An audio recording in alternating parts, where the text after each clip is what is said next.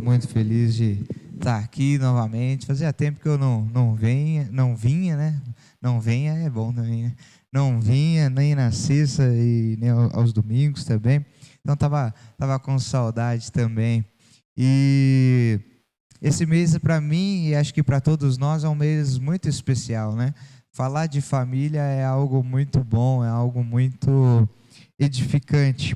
E eu confesso que na minha juventude, assim, não era um dos temas que eu me preocupava tanto assim, né? Não era algo que eu, nossa, quero ler um livro, alguma coisa assim. Eu sempre gostei muito de assistir alguma pregação e eu não vou falar que eu sempre gostei muito de ler, porque seria uma mentira. E aí vai que ainda cai fogo aqui, eu ia ser queimado, né? Mas assim, alguns livros que eu li, assim, era sempre mais voltado para algo mais da missão e tudo mais. E família não foi algo assim que me despertava muito interesse na minha adolescência e tudo mais. Mas de um tempo para cá, eu tenho lido algo a mais. Agora sim eu gosto de ler, então eu tenho lido livros sobre isso. E agora casado também, então tem que aprender, né? E eu confesso uma coisa boa, né? Que tem me fascinado sempre uma leitura sobre família, ou relacionamento conjugal, ou relacionamento paternal, de pais e filhos, assim, e isso tem movimentado muito o meu coração de um tempo para cá, e realmente falar de família tem sido algo muito, muito gostoso, muito prazeroso, e também, de certa forma, com muita responsabilidade, né? Falar de família, apesar de ser prazeroso, é algo muito sério, é algo que traz para nós um senso de responsabilidade muito grande. E lá em Macatuba, esse mês da família, nós temos falado sobre o tema familiarizando, quando a família se torna a nossa ação. Eu tenho batido um pouquinho na tecla de que família não é miojo. Família não é algo que é instantâneo, você coloca lá 3 minutos, tá pronto, não tem como. Família não vem pronto já, família se constrói. Família se constrói ao longo do tempo e a gente precisa entender que todas as nossas ações, as nossas falas, tudo que nós fazemos está construindo a nossa família diariamente. A nossa ação ou a nossa omissão, tudo isso está fazendo a nossa família ser construída. E uma das coisas que eu acho muito interessante é que nós vamos construindo ao longo do tempo relacionamentos. Minha avó, infelizmente, os irmãos sabem que meu avô faleceu há uns 2 meses atrás. E a minha avó, ela sempre falava assim, que ela já estava casada, acho que eles estavam casados há quase 60 anos já. E aí ela falava, até hoje eu não conheço esse velho. Ela falava, já é 50 anos de casado e eu não conheço esse velho. Então, assim, demonstra que a família ela é construída com o tempo. E talvez ela nunca vai estar totalmente pronta. Até porque, né, a mulher sempre vai querer dar uma mexidinha no sofá, trocar de cama. Então, família é algo que a gente se constrói no dia a dia e diariamente. E hoje eu quero falar um pouquinho sobre construindo relacionamentos. Então, esse é o nosso tema para essa noite, construindo relacionamentos. E eu queria que você abrisse sua Bíblia comigo lá no livro de Gênesis, capítulo 4, um texto bastante conhecido, do versículo 1 até o versículo 8. Livro de Gênesis, capítulo 4, do versículo 1 até o 8. Nós vamos lendo aqui juntos daqui a pouco, mas enquanto você vai abrindo aí, eu digo sempre que eu sou muito diferente dos meus familiares, principalmente quando a gente está falando assim de tios, avós, essas coisas. Eu sou muito diferente deles. Por quê? Eu, apesar de ter nascido em Belo Horizonte, eu fui muito cedo para o interior de Minas, então eu cresci muito distante da minha família. Eu cresci, vamos pôr aí, a quase 400 quilômetros de distância.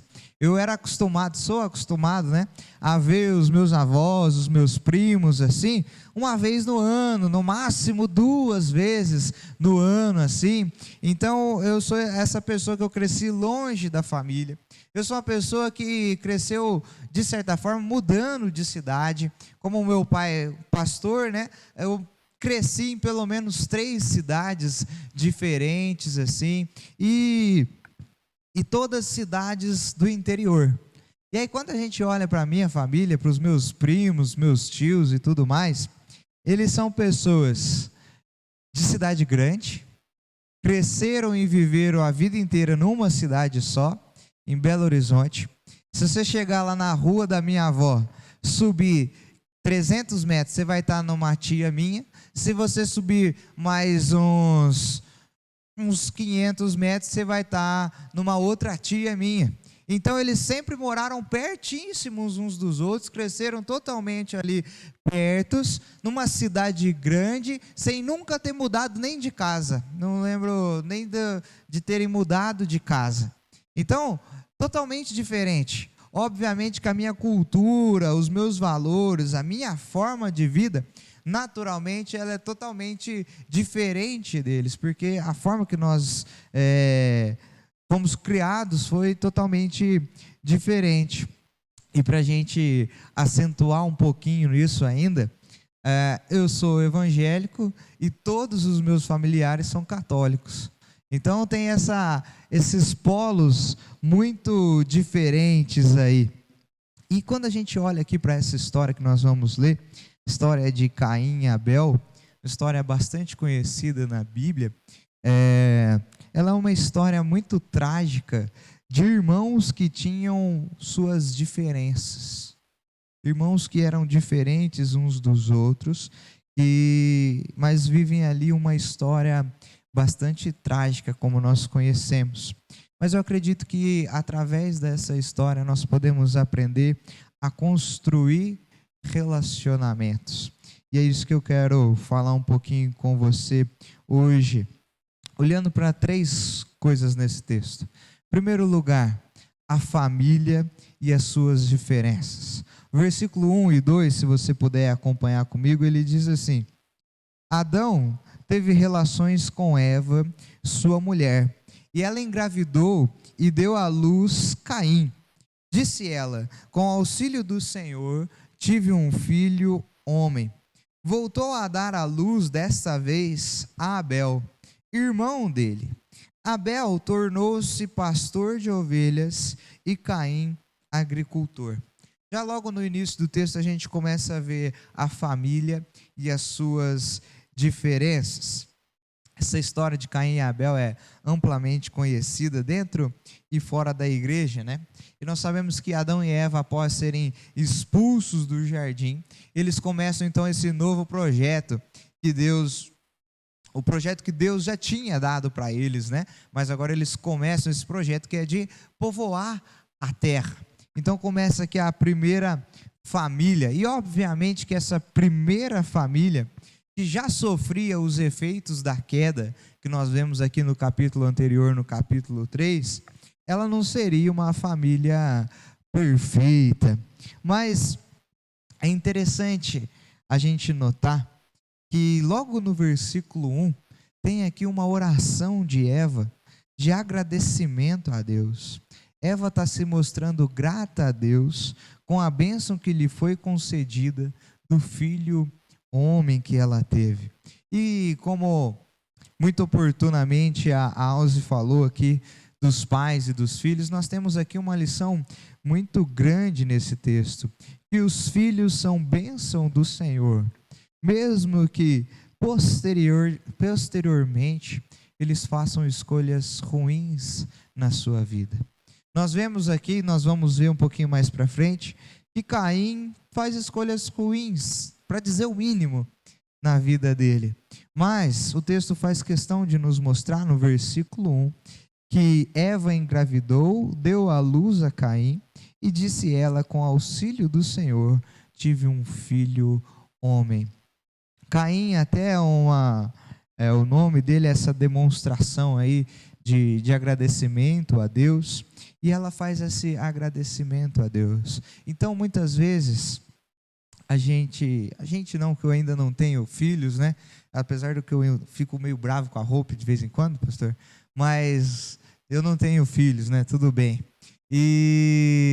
Mas normalmente as pessoas se tornam frustradas com os caminhos que os filhos tomam, e em vez de abençoá-los, começam a amaldiçoá-los. E eu vou te dizer uma coisa: se a bênção está difícil de pegar, a maldição pega, que é uma facilidade. Não amaldiçoe seu filho, abençoe a vida dele. Eu até estava lembrando, esses dias estava assistindo uma pregação do pastor Lipão, não sei se alguém conhece ele, e ele estava falando também sobre família e tudo mais, e achei engraçado que ele falou assim: abençoa a vida da sua mulher, nem que se for pela fé, diga que ela é abençoada. Às vezes ela tá assim, dentro de casa não está lá aquela beleza, mas pela fé não fala mal dela, fala que ela é abençoada. Então, com seu filho, fala que ele é abençoado, mesmo que ele esteja aí frustrando os seus planos, frustrando os seus sonhos, mas pela fé nós cremos que ele é abençoado. E aqui esse é um grande exemplo de Eva para as nossas vidas. Os filhos são bênção do Senhor para nós, mesmo que posteriormente eles possam vir a fazer escolhas ruins na sua vida. Nós não sabemos aqui, então, nasceu Caim, nós não sabemos quanto tempo depois veio Abel. Calvino diz que eles eram gêmeos, mas não dá para a gente ter essa certeza, assim, se eram gêmeos ou não era. Mas o texto diz para nós que Abel nasceu. E é interessante que ali, desde o versículo 2 agora, o texto começa a nos mostrar, começa a deixar bem claro para nós, que Caim e Abel eram bem diferentes uns dos outros. Eles tinham personalidades bem diferentes. Caim era agricultor e Abel era pastor de ovelhas. O texto então está nos mostrando que as diferenças aparecem, que dentro da família existem diferenças. E quando nós continuamos o texto aqui, nós vamos ver que essas diferenças entre os dois irmãos, elas começam a se intensificar. Olha o versículo 3, diz assim: passado algum tempo, Caim trouxe do fruto da terra uma oferta ao Senhor. Abel, por sua vez, trouxe as partes gordas das primeiras crias do seu rebanho. O Senhor aceitou com agrado Abel e sua oferta, mas não aceitou Caim e sua oferta. Por isso, Caim se enfureceu e o seu rosto se transtornou. Então a gente começa a ver a partir de agora que as diferenças entre os dois irmãos começam a se intensificar. Antes era só um era um agricultor e o outro era pastor de ovelha, mas agora as diferenças começam a se acentuarem. Elas saem ali do campo vocacional, do serviço, do trabalho dos dois, e ela envolve agora também o âmbito da religião. Ela vem para o campo religioso. O texto nos diz que os dois irmãos levaram uma oferta ao Senhor. Provavelmente aqui o texto está falando de uma oferta de primícias. Então, cada um na sua vocação, cada um no seu trabalho, deveria apresentar ao Senhor o melhor que eles conseguiram produzir, o melhor que deu ali ao longo do ano deles, eles deveriam levar ao Senhor. Era uma oferta de agradecimento a Deus pelo fruto do seu trabalho. Mas, infelizmente, as diferenças aqui elas começam a se tornar mais evidentes. Caim, o irmão mais velho, ao apresentar a sua oferta a Deus, ele faz isso por obrigação. Algumas pessoas dizem que Caim não foi aceito por Deus porque ele levou ele levou coisas da agricultura, né? Levou, como entre aspas, levou planta. Não, não é que Deus não seja vegetariano. Caim não foi aceito por Deus, não foi porque a oferta dele não era uma oferta de animal. Caim não foi aceito por Deus porque a oferta dele foi feita por obrigação. Enquanto ele deveria chegar até Deus com gratidão no coração pelo fruto do seu trabalho, ele fez isso por obrigação. Para ele, aquilo ali não se passava de um rito e talvez fosse até uma forma de tentar garantir que no ano seguinte Deus mantivesse sobre a vida dele a prosperidade, Deus mantivesse sobre a vida dele os mesmos frutos ou talvez até maiores. Então o que o texto está nos mostrando é que quando Caim leva a sua oferta a Deus, ele faz isso por obrigação.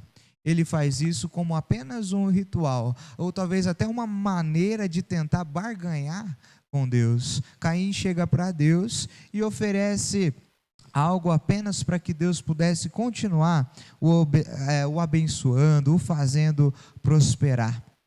Por outro lado, Abel, o irmão mais novo, ele apresenta a sua oferta ao Senhor de maneira correta. Abel não apresenta a sua oferta por obrigação. Ele não faz isso por ser um rito. Talvez Adão tenha ensinado os dois a fazer esse ritual religioso. Talvez nós aprendemos com o nosso pai, com os nossos pais, a vir à igreja. E muitos vêm porque se não vier, talvez ainda como é adolescente, vai apanhar. E aí tem que vir à igreja. Mas Abel, ele não faz esse ritual simplesmente por obrigação, ou porque talvez ele fosse apanhar ao chegar em casa. Abel, ele faz esse ritual porque o coração dele verdadeiramente estava grato ao Senhor, porque ele realmente agradecia a Deus por aquilo que o seu trabalho tinha produzido ao longo daquele ano. Então o seu coração desejava unicamente agradar ao Senhor. E é por isso, por conta da diferença no coração de Caim e Abel, que a oferta de Abel é aceita e a de Caim não é aceita. E nesse momento, então, as personalidades aqui diferentes, elas se chocam. O ego de Caim começa a ser confrontado. Jamais aquele irmão que era o primogênito aceitaria ficar em segundo lugar. Jamais aquele que era o bambambam da família, sempre o primeiro, tinha direito a toda a herança, jamais ele aceitaria ficar em segundo lugar. Então o texto nos mostra aqui que a família tem essas diferenças, mas aqui quando essas diferenças se chocam, aí os problemas começam a aparecer. Em segundo lugar, nós vemos então que os problemas aparecem. Veja comigo aí o versículo 6, diz assim: o Senhor disse a Caim: por que você está furioso? Por que se transtornou o seu rosto? Acredite se quiser, eu sei que o que eu vou falar agora é algo muito novo, que talvez você nunca tenha ouvido, mas acredite se quiser, toda família tem problema, toda família enfrenta dificuldades, em toda família os problemas aparecem. Sabe por quê? Porque assim como era na família de Adão, a nossa família também é afetada pela queda.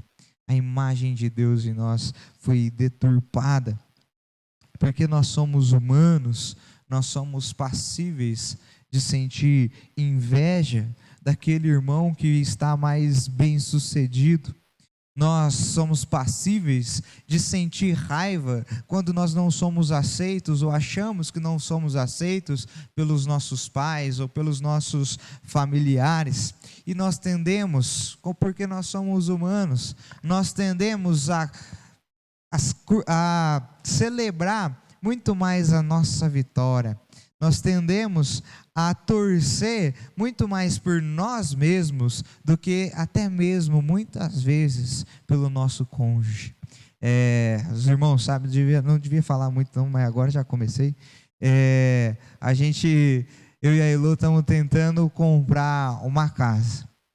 Tomara que isso aqui tenha cortado lá só agora. Não, brincadeira. Mas o Kudal falou assim: não, vamos esperar na hora que der certo, né? Mas agora já falei. Mas eu e a Elô, a gente está tentando comprar essa casa. E aí, no dia que foi ver lá na caixa e tudo mais, o nome da Elô veio à frente do meu. Por quê? Porque ela ganha R$ 6 a mais do que eu. Na hora eu falei, não, já vou ligar para o pastor Gilmar, aumenta só mais R$ 4 só para dar certo aqui. Então, às vezes a gente tende a fazer o seguinte: eu vou torcer por mim mesmo, eu vou torcer para que o maior salário da minha casa seja o meu, eu vou torcer para que as grandes vitórias dos sucessos da minha vocação seja a minha. A minha mulher pode dar certo na vida dela, contanto que não supere o meu sucesso, contanto que não seja maior do que eu. Infelizmente, muitas vezes, até mesmo contra o nosso próprio cônjuge, nós temos esse sentimento de competição, entre tantas as coisas, porque nós somos humanos, porque nós sofremos os efeitos da queda na nossa vida, e toda a família, então, enfrenta problema. Eu queria ver com você aqui os problemas que aparecem nesse texto. Se a gente perceber, esse texto ele começa a mostrar para nós que a inveja pode aparecer na família, pode existir raiva, falta de perdão em terceiro lugar, soberba, sentimento de rejeição, competição e principalmente dureza de coração, porque é a dureza de coração que faz com que Caim não aceite ser corrigido por Deus. Por isso que a pergunta do Senhor feita aqui a Caim, ela precisa ser feita por cada um de nós, frente ao espelho da vida. Versículo 6, novamente, ele diz: o Senhor disse a Caim: por que você está furioso? Por que se transtornou o seu rosto? Essa pergunta precisa ser feita por mim, por você, lá no nosso interior da nossa alma, às vezes debaixo do chuveiro ali, aquele momento mais filosófico nosso, né? Às vezes, eu não sei vocês, mas embaixo do chuveiro parece que eu viro o próprio Platão ali, começa a pensar em mil coisas. Então, mas essa pergunta precisa ser uma pergunta que a gente responda no interior da nossa alma, com muita honestidade e tamanha sinceridade. O que tem me enfurecido? O que muitas das vezes transtorna o meu rosto? Eu sou de um tipo de pessoa que consegue até fingir bem, assim, se eu tô nervoso. Aí eu consigo dar aquele migué, como a gente se diz, né? Mas a palavra diz aqui que Caim estava tão nervoso, estava com tanta raiva, tanto ódio dentro do coração dele, que o seu rosto se transtornou. Só de olhar para ele, você já sabe que ele não estava nem um pouco legal. Talvez você conheça alguém assim, que de olhar para ela, você já fala: ih, melhor dar meia volta. Quer um copinho de água, açúcar? Porque senão você sabe falar oi, fala, oi por quê? Não estou te falando oi. Então, o rosto de Caim estava ali transtornado. Mas diante dessas perguntas, Deus vem a ele como um pai amoroso. É interessante que quando a gente presta bastante atenção nessas duas perguntas, o propósito de Deus não era apontar, não era julgar a Caim, mas o propósito dele era tratar o coração do seu filho e dar-lhe novas oportunidades. O texto segue, a gente não tem que ficar aqui pensando além do texto, mas Imagine se Caim tivesse prestado atenção, se Caim tivesse levado com seriedade, honestidade, essas duas perguntas de Deus. O propósito de Deus aqui era buscar o filho amado, era buscar Caim, tratar o seu coração e dar a ele novas oportunidades. Então, diante dessas duas perguntas, o que tem te enfurecido, o que transtorna o teu rosto, nós temos exatamente duas tarefas a ser cumpridas. Diante dessas duas perguntas, nós temos duas tarefas. A primeira tarefa é tratar o nosso problema diante de Deus. O que tem te enfurecido? E Senhor, se eu for fazer uma lista, faça a lista. Faça a lista do que tem te enfurecido. Trate o seu coração, trate o seu problema diante de Deus. E em segundo lugar, a segunda tarefa que nós precisamos ter é mudar as nossas atitudes. Como nós falamos, imagine se Caim tivesse mudado as suas atitudes.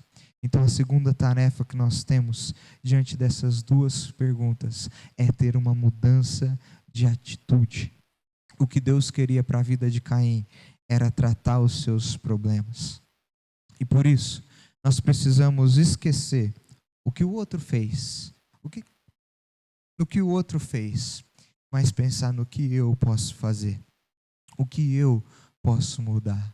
O outro falou de forma que me magoou, mas como eu posso não permitir que a raiva tome conta do meu coração? Ele tem que tratar a vida dele com Deus. E se eu puder abençoar a vida dele, que eu abençoe.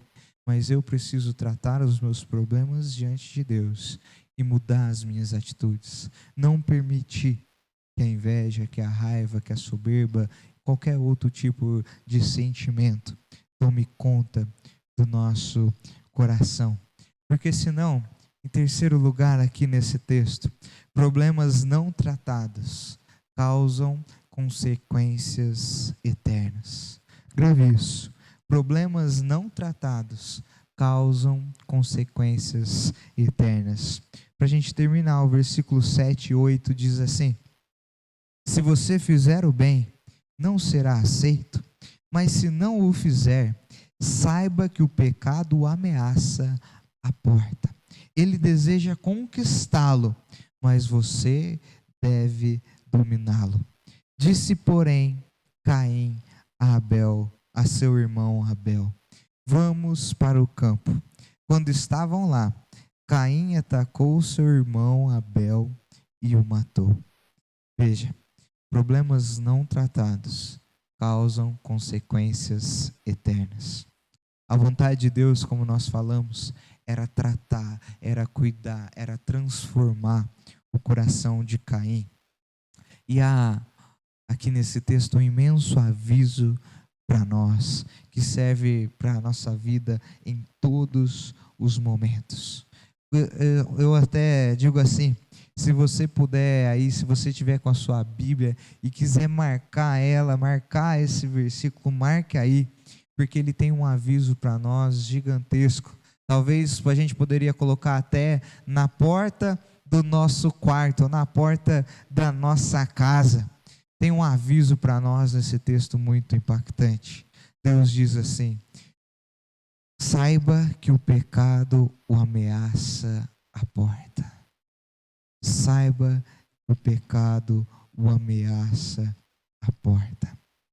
Nós vivemos diante de uma ameaça constante. O pecado quer conquistar todo o poder e nos dominar por inteiro. E ele não vai hesitar em fazê-lo, se nós antes não o dominarmos. Paulo diz muita coisa, né, na luta contra o pecado, mas eu diria assim, à luz desse texto, né, na luta contra o pecado, certifique-se que você trancou a sua porta. Na luta contra o pecado, certifique-se que a sua porta está trancada, porque o pecado o ameaça e ele está à porta. E ele está esperando qualquer frestinha não precisa estar arreganhada. Qualquer frestinha, ele está entrando. O que Deus diz para Caim é assim: domine o pecado primeiro, porque se você não dominar, ele vai te dominar, ele vai te conquistar. Não tem jeito, a gente precisa estar com a porta trancada, vivendo uma guerra constante e diária espiritualmente, para nós não sermos conquistados e dominados pelo pecado na nossa vida. Então, se nós não tratarmos os nossos sentimentos, nós damos espaço para que o pecado domine as nossas ações. Se nós não colocarmos os nossos problemas diante de Deus, mudarmos as nossas atitudes, nós estamos dando espaço, estamos deixando a porta destrancada, a frestinha aberta, para que o pecado entre e domine as nossas ações. Então, não permita que o pecado controle as suas falas, não permita que o pecado controle as suas ações contra a sua família. A morte de Abel, ela é um reflexo do que o pecado faz na família. Ele traz a morte. Tão ruim e tão drástico quanto uma morte física, como nós vemos aqui nesse texto, é a morte emocional e espiritual que os problemas não tratados causam na nossa família. Mas a família de Deus, ela não foi constituída para a morte. Para a gente concluir, Moody, ele diz uma coisa que eu acho assim muito cirúrgica sobre a vida de Caim. Moody, ele diz assim, está falando aqui sobre Caim: o seu destino estava em suas mãos. Não era tarde demais para ele escolher o caminho de Deus. Quando nós olhamos para o versículo 6 e nós comentamos aqui que o propósito de Deus era tratar a vida de Caim, Moody faz esse comentário aqui: o seu destino estava em suas mãos, não era tarde demais para escolher o caminho de Deus. Graças a Deus, nós temos a oportunidade hoje de construir os nossos relacionamentos. Graças a Deus, nós ainda temos a nossa família ao nosso lado. O que nós precisamos fazer é não permitir que os problemas se tornem gatilhos para que o pecado nos domine. O que nós precisamos fazer é assumir, escolher o caminho de Deus. A construção dos nossos relacionamentos ainda está sobre a nossa mão. Seja você casado há muito tempo, seja você novo, seja o seu filho morando com você, seja seu filho já casado, se ele ainda está vivo, ainda há tempo. O seu destino ainda está nas suas mãos. Basta que a gente escolha o caminho de Deus, colocar os nossos problemas diante dele, ser tratado por Deus e mudar as nossas atitudes. A grande maneira para nós fazermos isso é através de um arrependimento honesto e verdadeiro. Caim, infelizmente, não se permitiu ser tratado por Deus, mas nosso destino ainda está nas nossas mãos. Não é tarde demais para escolhermos o caminho de Deus, e que assim nós possamos construir os nossos relacionamentos, construir a nossa família diariamente nos caminhos do Senhor. Amém? Feche seus olhos, se você puder, para nós fazermos mais uma oração.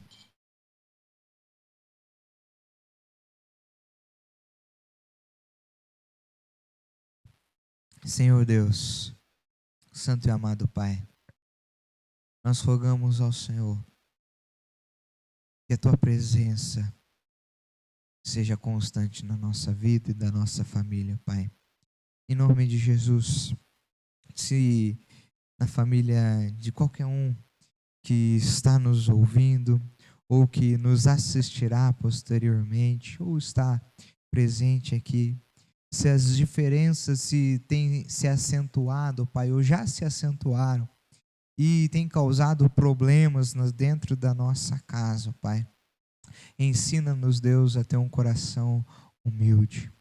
Ensina-nos, Senhor, a colocar os nossos problemas diante do Senhor e tratar o nosso coração na Tua presença, Pai.